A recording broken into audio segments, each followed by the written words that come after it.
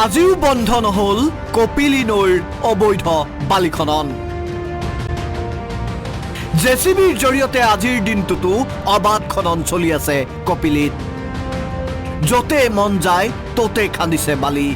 কাণহাৰ নাই হোজাই DFOৰ। স্থান যমুনাচিত। যমুনাচিতৰ এই দৃশ্য নেদেখে হোজাই বনকৰ্মীয়ে। যমুনাচিতৰ এই দৃশ্যটো নহয় বুলিও ক'ব নোৱাৰে বন বিষয়াই, কাৰণ দৃশ্যটো GPS লোকেশ্যনৰ।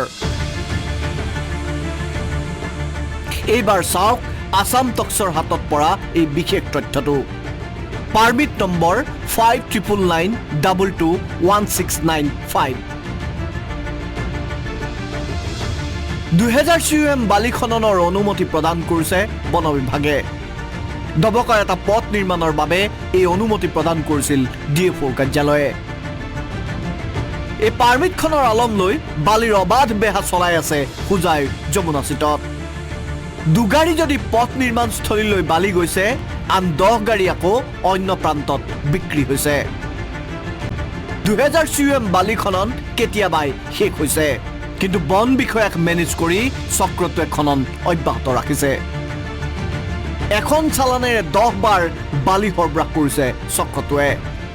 চক্ৰটোৰ নেতৃত্বত ফাৰিজ, শ্বৰীফ, নন্দন আৰু গোপাল।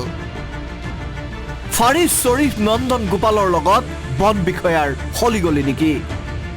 যমুনাচিতৰ পৰা বিভিন্ন প্ৰান্তলৈ বালি সৰবৰাহ হৈ থকাৰ পাছতো গুৰুত্ব নাই কিয় DFO ৰেঞ্জাৰ অথবা বিট অফিচাৰৰ?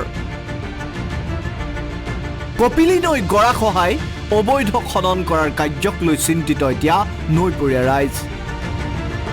বাৰিষাৰ সময়ত ভয়ংকৰ বিপদৰ সৈতে মোকাবিলা কৰিব লাগিব কপিলীৰ নৈপৰীয়া ৰাইজে।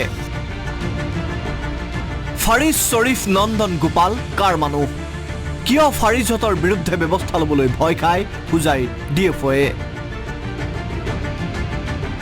এই অবৈধ খনন বন্ধ কৰিব কেতিয়া, বন্ধ হ'ব কেতিয়া? ইয়াৰ উত্তৰ লাগে হোজাইৰ সচেতন মহলক। ব্যুৰো ৰিপৰ্ট, আসাম টক্স।